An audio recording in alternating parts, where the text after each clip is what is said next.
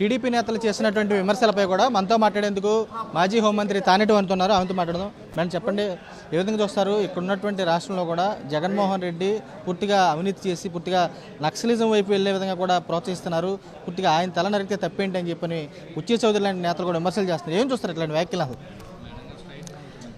అంటే అసలు first of all బుచ్చే Chowdary గారు ఎంత సీనియర్ మోస్ట్ లీడరు, ఎంత రాజకీయ అనుభవం ఉందో, ఎన్నిసార్లు ఆయన ఎమ్మెల్యేగా గెలిచారు ప్రజలందరికీ తెలుసు. ఆయన వయసుకు తగ్గ మాటలు అయితే మాట్లాడట్లేదు. ఈ రోజున ఒక మాజీ ముఖ్యమంత్రిని పట్టుకుని మరి అలాంటి వ్యాఖ్యలు చేసేస్తే మరి వాళ్ళ మీద కేసులు ఉండవు, వాళ్ళ మీద ఎటువంటి సెక్షన్స్ వర్తించవు వాళ్ళు మాట్లాడిన మాటలకి. అంటే వైసీపీ నాయకులు కానీ, మాజీ శాసనసభ్యులు కానీ, మాజీ మంత్రులు కానీ ఎవరైనా మాట్లాడితే మాత్రం వెంటనే ఎక్కడ లేని సెక్షన్స్ చేసే పరిస్థితి ఈ రోజున మన రాష్ట్రంలో ఉంది. ఈ కూటమి ప్రభుత్వం అనేది ఎంతసేపు కూడా కక్ష సాధింపు రాజకీయాలు చేస్తున్నారే తప్ప వాస్తవాలను గ్రహించి వాస్తవాలకి అంటే ఇది మాట్లాడడం తప్పు, ఇది మాట్లాడడం కరెక్ట్ అనేది ఎక్కడా కూడా వాళ్ళకి కూడా వాళ్ళు నేర్పించట్లేదు. ఇప్పుడు అనేసిన తర్వాత గౌరవ మాజీ ముఖ్యమంత్రి జగన్మోహన్ రెడ్డి గారిని అనేసిన తర్వాత మళ్ళీ ఏదో మీడియా ముందుకు వచ్చి వాళ్ళ నాయకులే అంటే తప్పేంటని వాళ్ళు ఉన్నారు. కొంతమంది తర్వాత గద్దిస్తారట వాళ్ళ అధినేత ఏంటి అనేసిన తర్వాత. ఇప్పుడు కాదు, అంటే అనకముందు ఇలా అనకూడదు, ఇలా మాట్లాడకూడదు అనేది కాదు. అంటే ఈ రోజున ఎంత భయంకరమైన రాజకీయాలు ఈ రోజున ఈ రాష్ట్రంలో చూస్తున్నామంటే, ఈ కూటమి ప్రభుత్వం వచ్చిన తర్వాత విచ్చలవిడిగా వాళ్ళు వాళ్ళకి నోటికి వచ్చిందని ఇది అనొచ్చు, అనకూడదు, ఇది రాజ్యాంగబద్ధమైన మాట కాదు అని. అంటే వీళ్ళు శాసనసభలో కూర్చొని కూడా ఇలాంటి మాటలు మాట్లాడితే మరి ప్రజలకి ఏ మెసేజ్ ఇద్దాం అనుకుంటున్నారో అర్థం కావట్లేదు. కానీ మళ్ళీ ప్రెస్ మీట్లో మా జగనన్న మాట్లాడింది ఎవరో ఒక ప్లకార్డ్ పట్టుకుని ఆ రోజున వచ్చిన అబ్బాయిది అని మీడియా మిత్రులు క్వశ్చన్ చేస్తే అది ఆయనకి తెలియక మీడియా మిత్రులతోనే మాట్లాడిచ్చారు. అది సినిమా డైలాగ్ కదా అని ఇది వాస్తవం కదా అని చెప్పేసి జగన్ అన్న అంటే దానికి మాత్రం ప్రతి ఒక్కళ్ళు ప్రెస్ మీట్లు పెట్టేసి ఇష్టం వచ్చాడు. అంటే వాళ్ళు మాట్లాడింది మాత్రం ఖండించరు.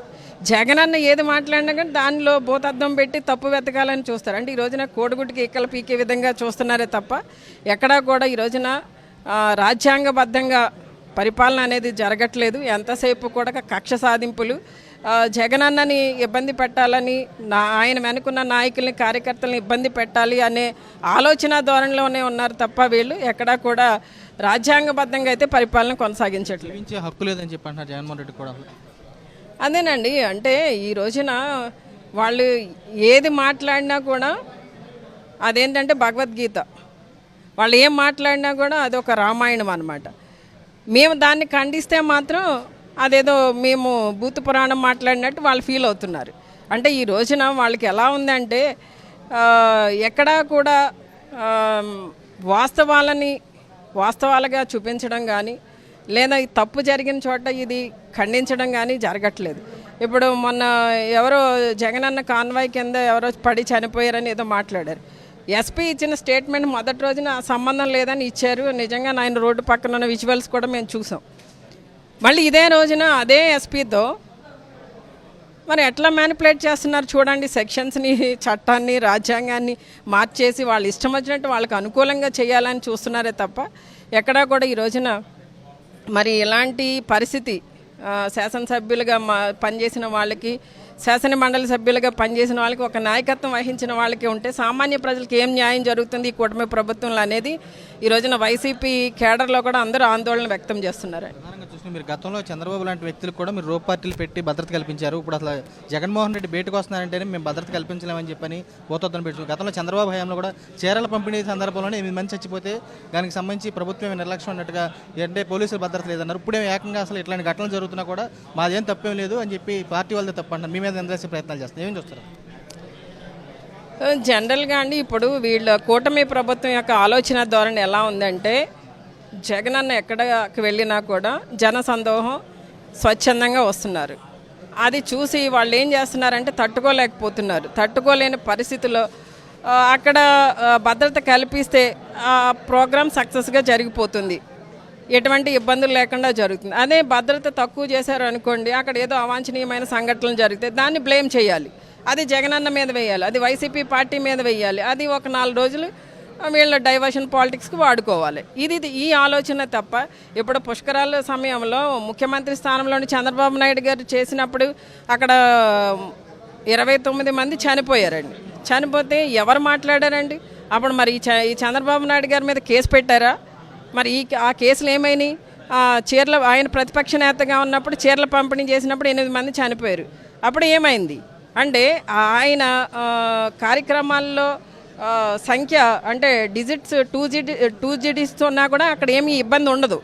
ఇక్కడ సింగిల్గా ఒక వ్యక్తికి ఇబ్బంది అయితే దానికి మాత్రం ప్రెస్ మీట్లు అంటే ఇంకా చెప్పాలంటే అనితమ్మ గారే వచ్చేసి ప్రెస్ మీట్లు పెట్టేసి మాట్లాడేసి అంత స్థాయిలో మరి ఆవిడ ఈ రోజున ఒక హోంమంత్రిగా ఉండి పరిపాలన అందిస్తున్నారంటే ఆశ్చర్యంగా ఉంది నిజంగా.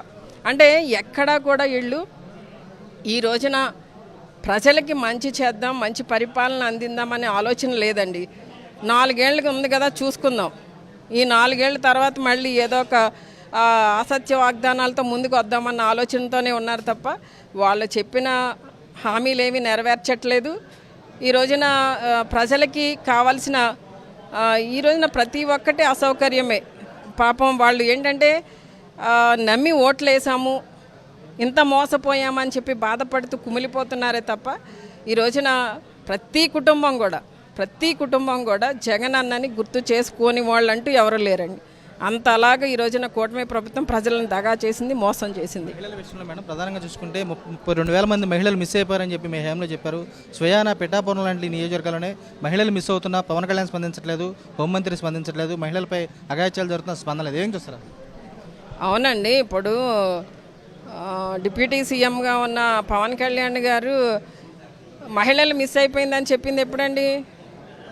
మా ప్రభుత్వం అధికారంలో ఉన్నప్పుడు. ఎవరి ద్వారా మిస్ అయ్యారు? వాలంటీర్స్ ద్వారా మిస్ అయ్యారు. ఇప్పుడు అనడమే కదా, నాలుగే కదా, ఊరికేదో రాజకీయం కోసం ఏదో ఒకటి మాట్లాడేస్తే అయిపోతుంది అనుకుంటున్నారు. అనేశారు, మా మీద బురద జల్లేశారు, అసత్య వాగ్దానాలన్నీ ఇచ్చేశారు, అధికారంలోకి వచ్చి సైలెంట్గా కూర్చున్నారు. ఇప్పుడు ఇంకా వాళ్ళు అది నిజమైతే కదా అసలు వాళ్ళు వెతకడానికి తీసుకొచ్చి చూపించడానికి ఏమని చెప్పారు? వాలంటీర్స్ని అన్నదమ్ములు అన్నారు, అక్క చెల్లెళ్ళు అన్నారు, వాళ్ళు 5,000 ఇస్తే ఏం సరిపోతుంది, మీ పొట్టని నేను కొట్టను అన్నాడు. ఎవరు పొట్ట కొట్టాడండి? ఇప్పుడు వాలంటీర్స్ పొట్టే కొట్టాడు. మొత్తం అసలు వాళ్ళకి మేము 5,000 ఇచ్చాము, ఇప్పుడు 5,000 కూడా లేదు, మొత్తం వాలంటీర్స్ని తీసి పడేశారు. మరి దానికి సమాధానం పవన్ కళ్యాణ్ గారే చెప్పాలా? మహిళలు మిస్ అవ్వడం అని కాదండి, ఆయన నియోజకవర్గంలోనే దళితులు వెలువేతకు గురైతే కనీసం స్పందించలేదు డిప్యూటీ సీఎంగా ఉండి ఆయన. కనీసం మరి ఆ నియోజకవర్గానికి శాసనసభ్యుడు కదా ఆయన, మరి బాధ్యత తీసుకోవాలి కదా. ఎందుకు జరిగింది ఏంటి, అసలు జరగవలసిన అవసరం ఏంటి? ఈ రోజున మన ప్రజాస్వామ్యంలో ఉన్నామా, ఎక్కడున్నామా అనేది అడగాలి కదా. మరి ప్రశ్నించే గొంతు అన్నారు కదా, మరి ఏంటోనండి, మరి ఆయన్ని అడుగుదాం. చూడొచ్చు పూర్తి స్థాయిలో కూడా కూటమి ప్రభుత్వంలో పూర్తిగా ప్రధానంగా చూస్తే వచ్చిన తర్వాత పాలన కన్నా కూడా రాజకీయ కక్ష సాధింపులు, వేధింపులే ప్రధానంగా పెరిగిపోయాయి. చూస్తే కనుక బుచ్చి చౌదరి చేసినటువంటి వ్యాఖ్యలు కూడా పూర్తిగా తాము తీవ్రంగా ఖండిస్తున్నామని చెబుతున్నారు. మరేపు రాష్ట్రంలో కూడా గతంలో విమర్శలు చేసినటువంటి పవన్ కళ్యాణ్ కూడా సొంత నియోజకవర్గానికి సంబంధించి మహిళలు మిస్ అవుతున్నా కానీ మరేపు దళితులకు సంబంధించినటువంటి వెలువేతలు జరుగుతున్నా కూడా నోరు ఎందుకు మెదపలేదని చెప్పి ఆమె కూడా ప్రశ్నిస్తున్నారు. చూస్తే కనుక జగన్మోహన్ రెడ్డి పాలనలోనే ప్రజలు కూడా చూపించుకుంటున్నారు. కూటమి పాలన ఇచ్చినటువంటి హామీలు కూడా పూర్తిగా నమ్మి వంచారు కాబట్టి ప్రజలు మోసపోయారని చెప్పి ఆమె కూడా స్పష్టం చేసి కనబడుతుంది.